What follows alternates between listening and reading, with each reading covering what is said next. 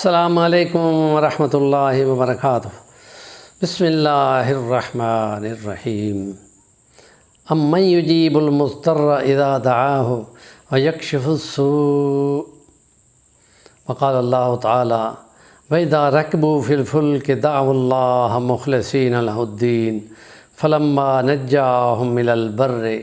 إِذَا هُمْ يُشْرِكُونَ، وقال اللہ تعالی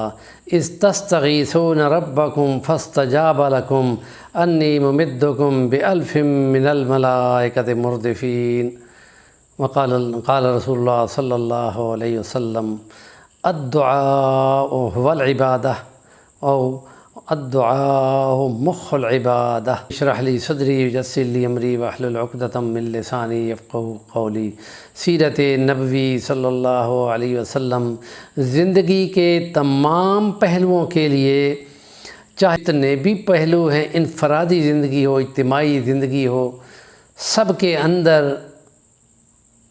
سیرت نبوی کی روشنی میں زندگی گزارنا کامیابی کی ضمانت ہے، اس کے سوا کوئی بھی چیز ضمانت نہیں ہے۔ اور سیرت نبوی میں عبادات پہ ہم فوکس کر رہے تھے، اور اس کے بعد عبادات، اسلام کے بعد ایمان کی بات آئی ہے۔ سب سے پہلا مرکز اور محور ایمان باللہ ہے، اور ایمان باللہ کے آگے بہت سارے شعبے ہیں جن کے اندر اللہ پہ ایمان اور اس کی الوہیت، اس کا الہ ہونا، اس کا حاجت روا اور مشکل کشا ہونا، یہ اس کی خاص شان ہے، اور یہ اس کا لازمی نتیجہ اسی کی بندگی ہے، کیونکہ اس کے سوا کوئی اور نہ حاجت پوری کرنے والا ہے اور نہ مشکل ٹالنے والا ہے۔ وہ وہی ہے جو خالق ہے، اور وہی ہے جو مالک ہے، اور وہی ہے جو رازق ہے، اور اس کے سوا نہ کوئی رازق ہے، نہ کوئی خالق ہے، نہ کوئی حاجت روا ہے، نہ کوئی مشکل کشا ہے۔ اس کے سوا تو ساری مخلوق ہے، اور ساری مخلوق کی حاجتیں پوری کرنا، مشکلات ٹالنا اس خدا کا شیوہ ہے اور اس کی صفت ہے۔ اور اس لیے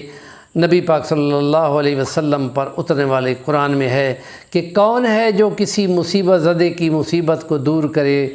اور اس کی التجائیں اور اس کی مناجات کو سنے۔ وہی ہے جو سمیع قریب ہے، وہ مجیب الدعوات ہے، اور یہ فرما دیا کہ وَإِذَا سَأَلَكَ عِبَادِي عَنِّي فَإِنِّي قَرِيبٌ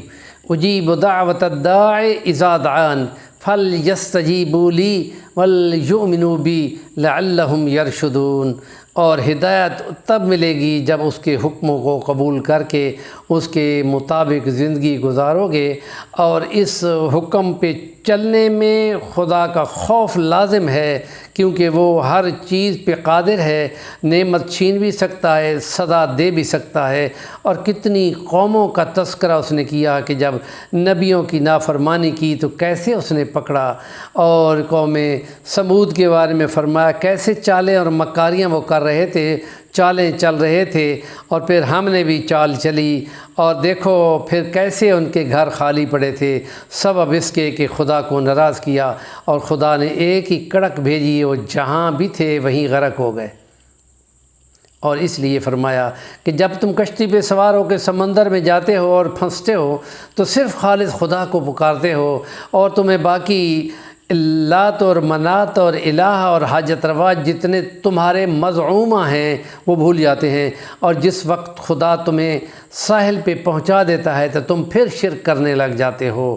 اور یہ شکوہ کیا ہے خدا نے کہ کائناتوں کے نظام کو سنبھالنے والا کون ہے۔ اور جب نبی پاک صلی اللہ علیہ وسلم نے اپنی مشکل جنگ بدر میں خدا کو پکارا، ساری رات اللہ کے سامنے سجدہ ریز ہوتے رہے، اور صبح کی اذانوں سے پہلے جبرائیل آیا اور اس نے خوشخبری دی کہ خدا تعالیٰ فرما رہا ہے کہ تمہاری فریادوں کو خدا نے سن لیا، اور اب وہ 1000 فرشتہ بار بار کر پلٹ آنے والا وہ خدا بھیج رہا ہے۔ اور انہوں نے 1000 کی فوج کو ملیہ میٹ کر دیا، اور 313 کو فتح دلائی، اور یہ خدا اپنی رحمت کا صلہ قرار دیتا ہے۔ اور اس لیے جب بھی کبھی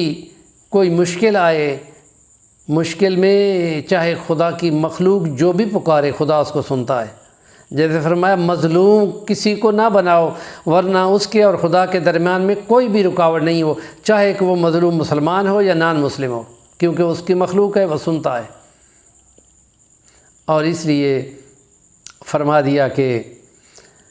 سورۃ الانعام میں وَهُوَ اللَّهُ فِي السَّمَاوَاتِ وَفِي الْأَرْضِ يَعْلَمُ سِرَّكُمْ وَجَهْرَكُمْ وَيَعْلَمُ مَا تَكْتُمُونَ، اور یا تکسبون بھی آیا ہے، جو تم کمائیاں کرتے ہو اور جو کام کرتے ہو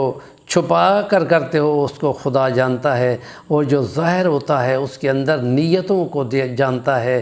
اور وہ خدا آسمانوں میں بھی خدا ہے، زمین میں بھی خدا ہے، تمہاری ہر بات ہر چیز کو وہ خوب اچھی طرح جانتا ہے۔ یہ خدا کا اپنی مخلوق خاص انسان کا تذکرہ ہے کہ سب کچھ انسان کے لیے پیدا کیا، اور انسان کو اپنی بندگی اور عبادت کے لیے پیدا کیا تاکہ اس کی پہچان کرے وہ مخلوق جو ذی شعور ہو، اور اس کو بتایا گیا ہو کہ فرما برداری پہ انعام ہوگا اور نافرمانی پہ سزا ہوگی۔ ہمارے چینل کا نام ہے صفی الوانی، ضرور سبسکرائب کریں، کام کی بات کا کمنٹ دیا کریں۔ ایمان باللہ کے سلسلے کا یہ آج چھٹا ولاگ مکمل ہوا۔